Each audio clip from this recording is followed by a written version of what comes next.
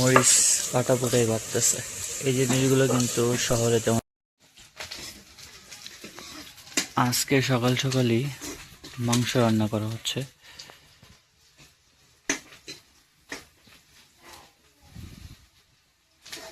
মা অনেক সকালে উঠছে, অনেক সকালে উঠে আরও যে কাজ কাম আছে সেগুলো সারছে, তো এখন আর কি রান্না করতেছে।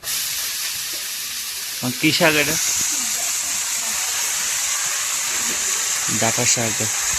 রান্না করার পরেই মাংস এই যে সব কিছু দিয়ে যে মাখায় রাখছে, আলু ভেজে রাখছে, পেঁয়াজ এখানে আছে। শাক রান্না হয়ে গেলে মাংসটা রান্না করবে।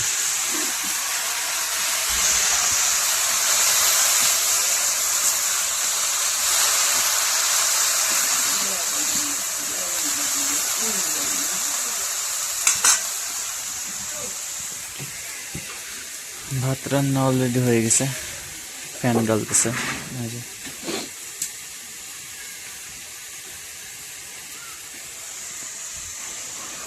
এটা কিন্তু আমাদের স্থায়ী রান্নাঘর না, কিন্তু তারপর ওইখানে রান্না করা হয়। মূল রান্নাঘরটা তো ওই পাশে, ওইখানে রান্না করা হয় না।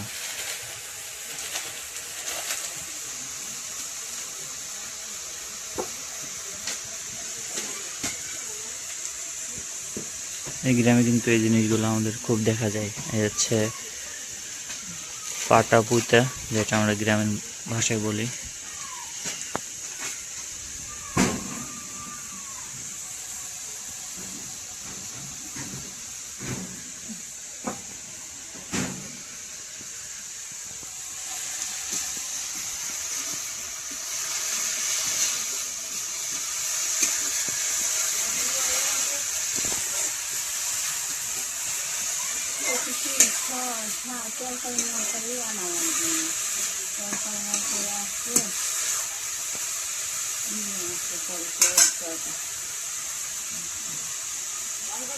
মরিচ দিয়ে গেছে না, ছুটে গেছে।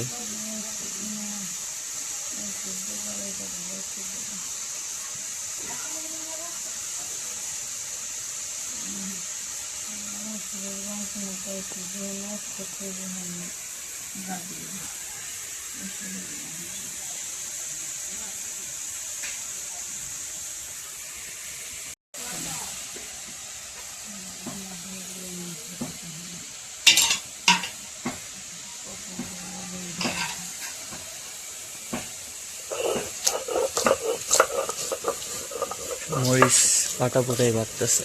এই জিনিসগুলো কিন্তু শহরে তেমন একটা দেখা যায় না, শুধু গ্রামে দেখাই সম্ভব।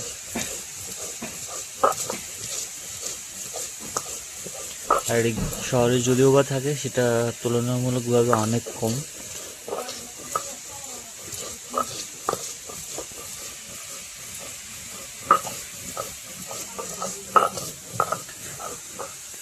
এখানে শুকনো মরিচ দেওয়া হয়েছে, তারপর কাঁচামরিচ বাড়িটা আবার এই মাংসের মধ্যে দেওয়া হবে।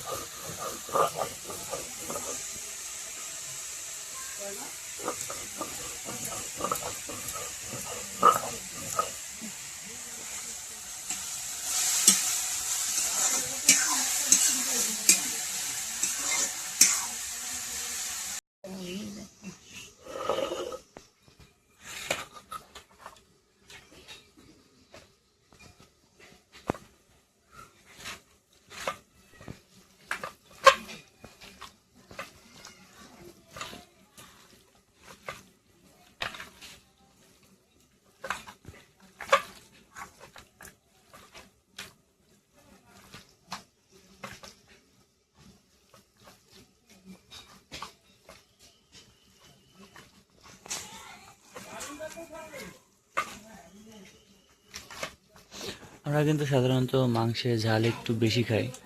অনেকেই মিষ্টি মিষ্টি টাইপের ঝাল খায়, তো ওইগুলো আমাদের ভালো লাগে না, কারণ আমাদের এই টাইপের ঝাল খাইতেই অভ্যস্ত আমরা, ভালো লাগে।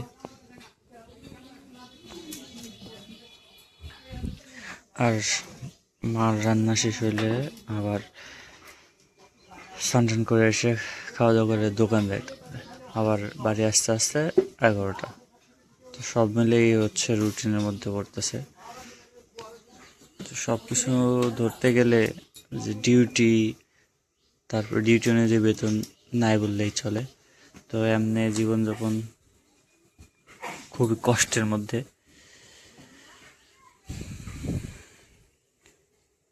যাই হোক, মাংস রান্না হোক, আমি স্নান টান করে আসি নদী থেকে।